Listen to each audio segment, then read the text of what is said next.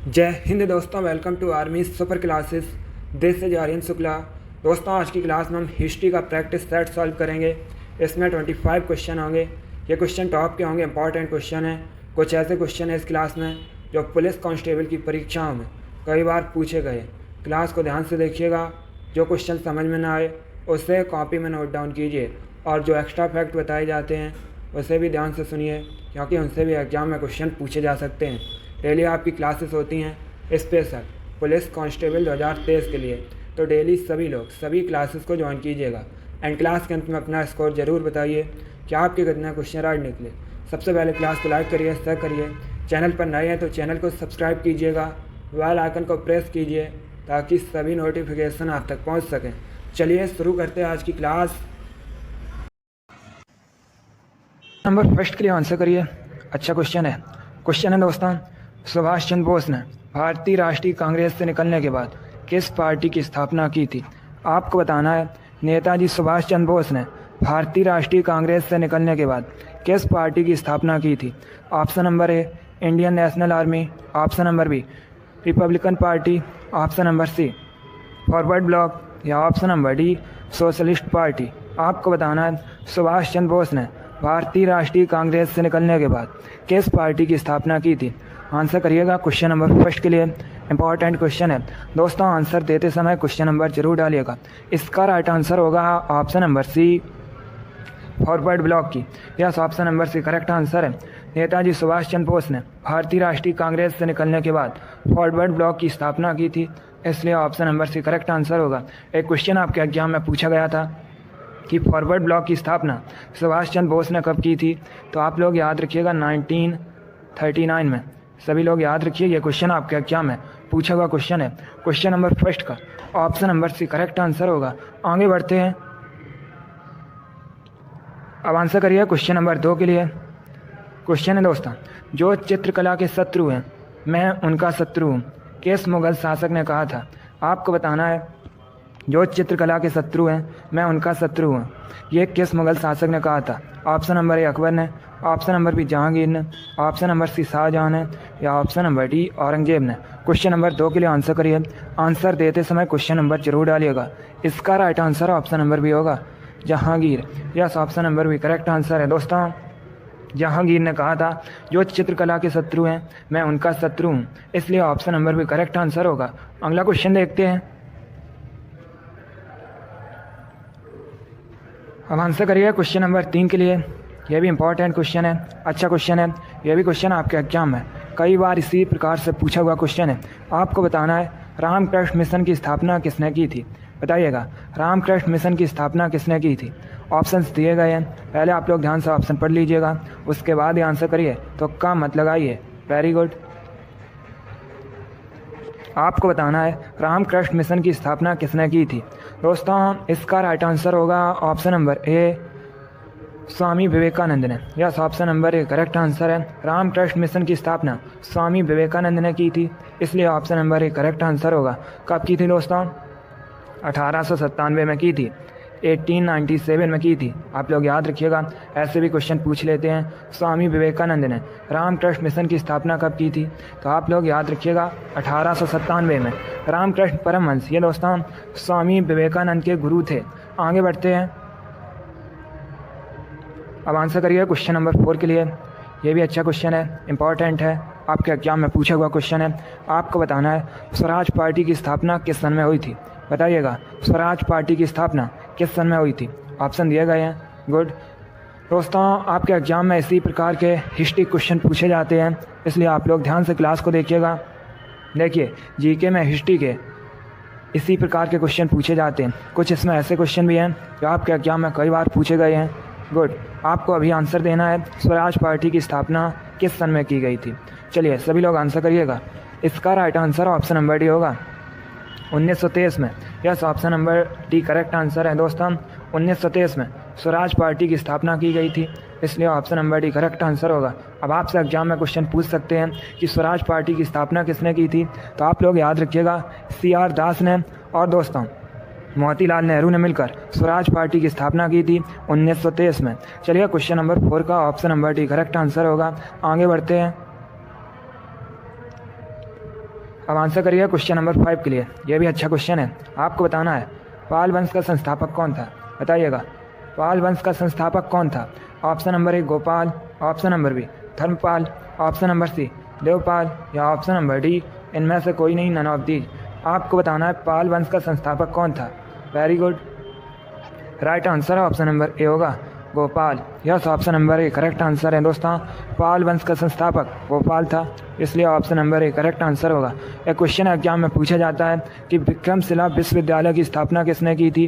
तो आप लोग याद रखिएगा दोस्तों, धर्मपाल ने विक्रमशिला विश्वविद्यालय की स्थापना की थी। चलिए, इसका right answer option number A होगा। पाल वंश का संस्थापक गोपाल था। आगे बढ़ते हैं। अब आंसर करिए क्वेश्चन नंबर 6 के लिए। यह भी अच्छा क्वेश्चन है दोस्तों। आपको बताना है किसने कहा था स्वराज मेरा जन्म सिद्ध अधिकार है और मैं इसे लेकर रहूँगा। यह भी क्वेश्चन आपके एग्जाम में कई बार पूछा हुआ क्वेश्चन है। बताइएगा किसने कहा था स्वराज मेरा जन्म सिद्ध अधिकार है और मैं इसे लेकर रहूँगा। ऑप्शन दिए गए हैं, ध्यान से ऑप्शन पढ़ लीजिए और राइट आंसर करिएगा। वेरी गुड, बहुत अच्छे दोस्तों। इसका राइट आंसर ऑप्शन नंबर भी होगा बाल गंगाधर तिलक ने। यस, ऑप्शन नंबर भी करेक्ट आंसर है दोस्तों।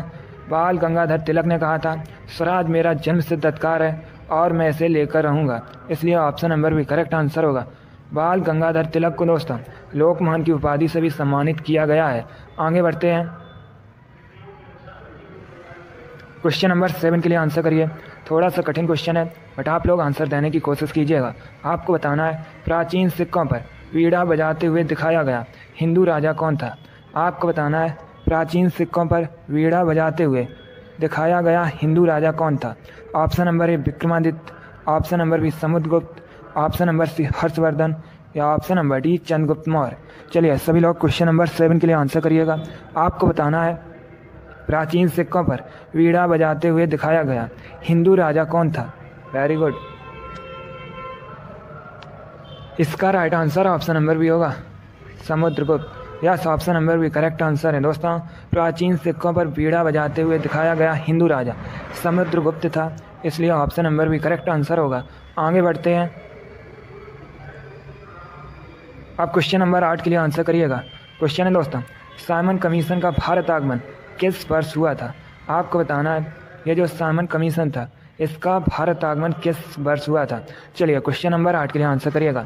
जिसने अभी लाइक नहीं किया एक बार लाइक करिए, अपने फ्रेंड ग्रुप सभी जगह शेयर कर दीजिएगा ताकि ज़्यादा से ज़्यादा लोग जुड़ सकें। और जो फ्रेंड इस चैनल पर नए हैं वो चैनल को सब्सक्राइब करेंगे, बेल आइकन को प्रेस कीजिए ताकि सभी नोटिफिकेशन आप तक पहुँच सकें। इसका राइट आंसर ऑप्शन नंबर भी होगा 1928 में। यस, ऑप्शन नंबर भी करेक्ट आंसर है। साइमन कमीशन का भारत आगमन 1928 में हुआ था, इसलिए ऑप्शन नंबर भी करेक्ट आंसर होगा। आगे बढ़ते हैं। अब आंसर करिए क्वेश्चन नंबर 9 के लिए। अच्छा क्वेश्चन है। आपको बताना है जनरल डायर की हत्या किसने की थी। बताइएगा जनरल डायर की हत्या किसने की थी। Option number A Bhagat Singh ने, option number B Nathuram Godse ने, option number C Udham Singh ने या option number D Chandrashekhar Azad ने। क्वेश्चन नंबर 9 के लिए आंसर करिएगा। आपको बताना है जनरल डायर की हत्या किसने की थी। दोस्तों ये सभी टॉप के क्वेश्चन हैं। आप लोग क्लास के अंत में अपना स्कोर जरूर बताइए कि आपके कितने क्वेश्चन राइट निकले। गुड, इसका right answer option number C होगा Udham Singh. Yes, option number C correct answer है।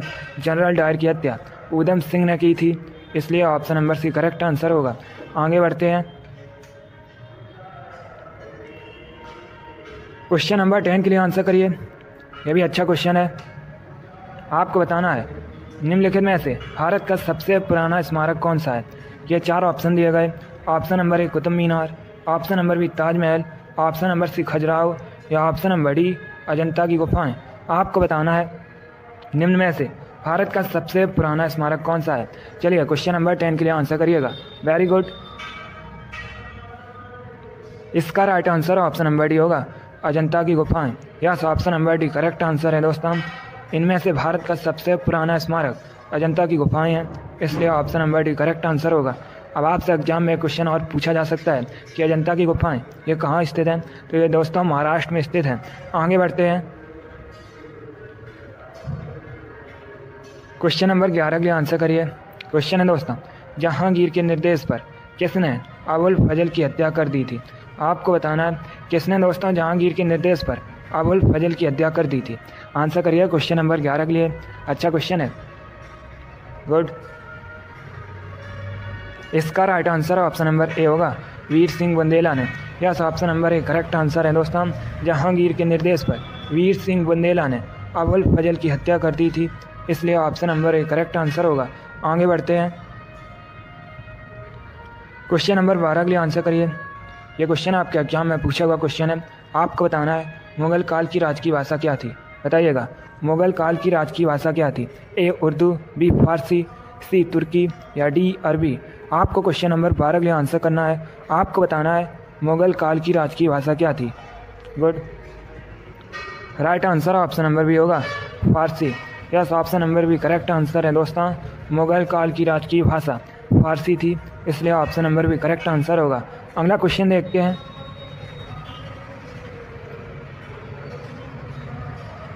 अब आंसर करिए क्वेश्चन नंबर 13 के लिए। क्वेश्चन है दोस्तों, नंद वंश के पश्चात मगध पर किस राजवंश ने शासन किया था? आपको बताना है नंद वंश के पश्चात दोस्तों मगध पर किस राजवंश ने शासन किया था। Option number A Maurya, option number B Shunga, option number C Gupta या ऑप्शन नंबर डी कुषाण। आपको बताना है नंद वंश के पश्चात मगध पर किस वंश ने शासन किया। क्वेश्चन नंबर 13 के लिए आंसर करिए। Very good, right answer option number A होगा, मौर्य वंश ने। Yes, option number A correct answer है। नंद वंश के पश्चात मगध पर मौर्य वंश ने शासन किया था, इसलिए option number A correct answer होगा। मौर्य वंश की स्थापना चंद्रगुप्त मौर्य ने की थी। आगे बढ़ते हैं, अब क्वेश्चन नंबर 14 के लिए आंसर करना है आपको। आपको बताना है अकबरनामा किसने लिखा है। सभी लोग क्वेश्चन नंबर 14 के लिए आंसर करिएगा। आंसर देते समय क्वेश्चन नंबर जरूर डालिए, बताइएगा अकबरनामा किसने लिखा है। Good, right answer option number D होगा, अबुल फजल ने। Yes, option number D correct answer है दोस्तों। अबुल फजल ने अकबरनामा लिखा है, इसलिए option number D correct answer होगा। अगला क्वेश्चन देखते हैं।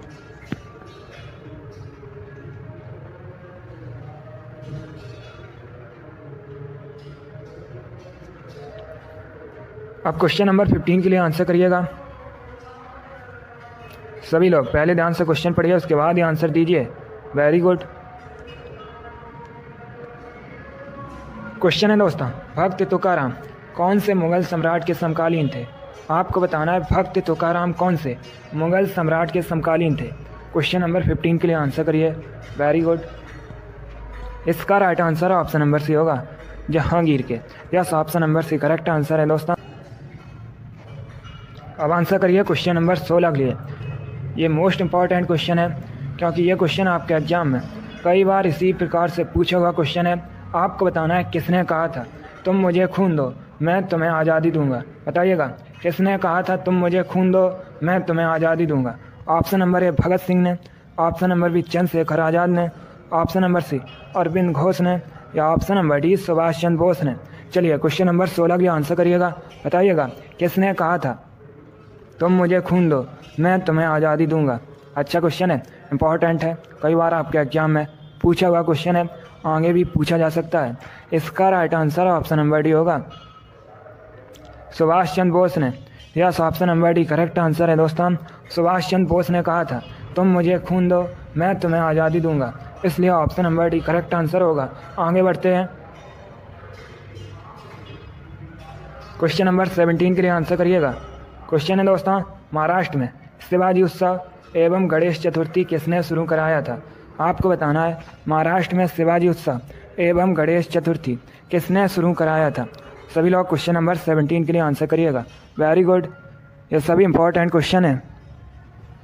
इसका राइट आंसर होगा option number C, Bal Gangadhar Tilak ने। Yes, option number C correct answer है दोस्तों।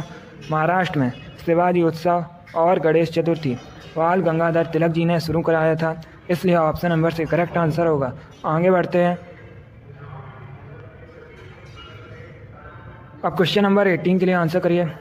आपको बताना है चाणक्य का अन्य नाम क्या था। सभी लोग आंसर करिएगा क्वेश्चन नंबर 18 के लिए। बताइएगा चाणक्य का अन्य नाम क्या था। दोस्तों चाणक्य ये चंद्रगुप्त मौर्य के गुरु थे। चंद्रगुप्त मौर्य ने मौर्य वंश की स्थापना की थी, अभी मैंने आपको बताया भी था। एक क्वेश्चन और एग्जाम में पूछ लेते हैं कि अर्थशास्त्र नामक ग्रंथ की रचना किसने की, तो आप लोग याद रखिएगा चाणक्य ने।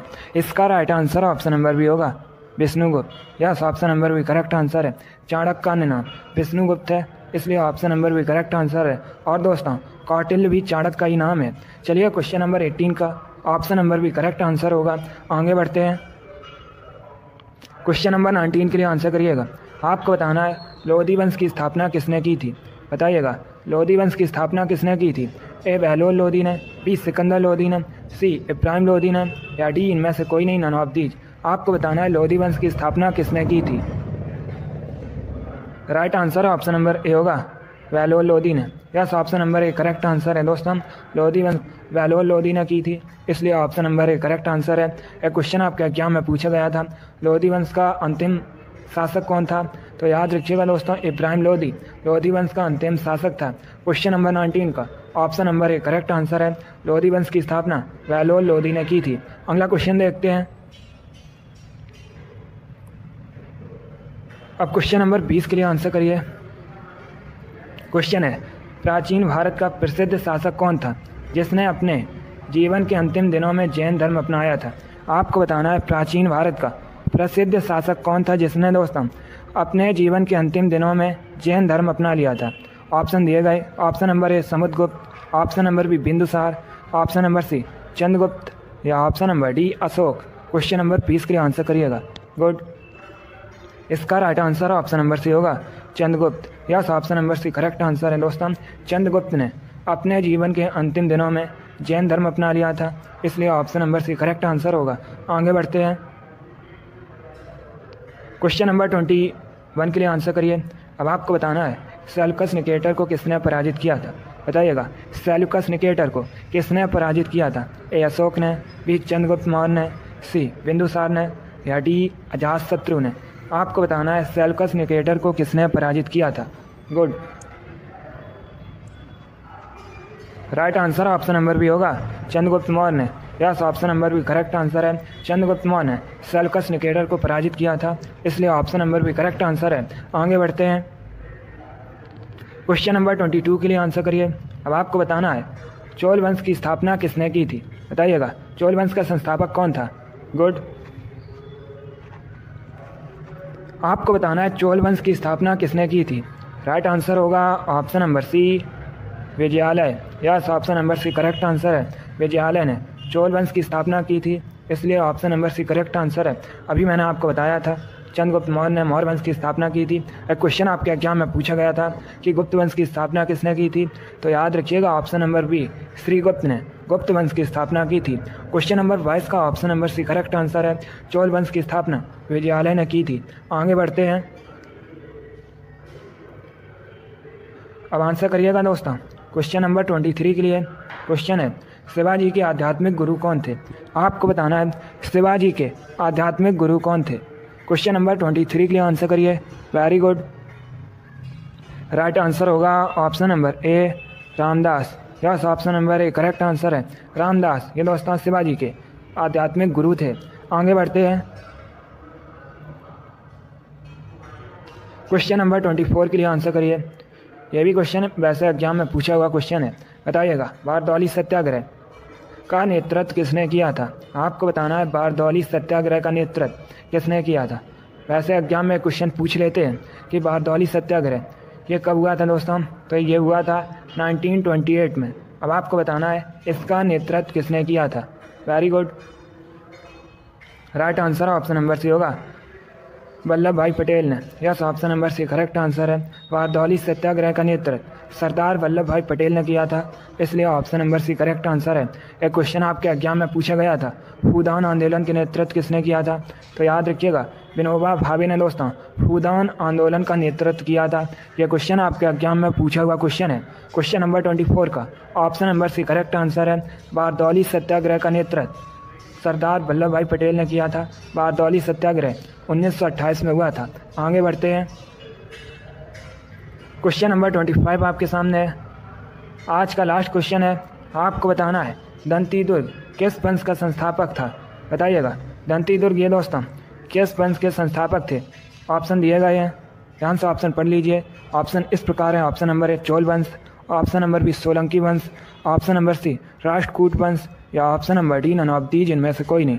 आपको बताना है दंती दुर्ग किस वंश के संस्थापक थे? Good. Right answer option number C होगा, राष्ट्रकूट वंश के। Yes, option number C correct answer है। वेरी गुड, बहुत अच्छे दोस्तों, गुड। चलिए दोस्तों, आज की क्लास में हमने हिस्ट्री के इंपॉर्टेंट क्वेश्चन डिस्कस किए with extra fact. I hope आप सभी को ये क्वेश्चन समझ आए होंगे। इसी प्रकार के क्वेश्चन आपको एग्जाम में पूछे जाते हैं। तो क्लास को लाइक करिए और इसे अपने फ्रेंड ग्रुप सभी जगह शेयर कर दीजिएगा। जो फ्रेंड इस चैनल पर नए हैं वो चैनल को सब्सक्राइब करेंगे, बेल आइकन को प्रेस कीजिए ताकि सभी नोटिफिकेशन आप तक पहुंच सके। डेली आपकी क्लास होती है स्पेशल आपके एग्जाम के लिए, तो आप लोग डेली क्लास को ज्वाइन कीजिएगा और अपना स्कोर क्लास के अंत में ज़रूर बताइए कि आपके कितने क्वेश्चन राइट निकले। चलिए, इसी के साथ मैं आपको मिलूंगा अगली क्लास में। Thank you guys, thank you for watching, God bless you all.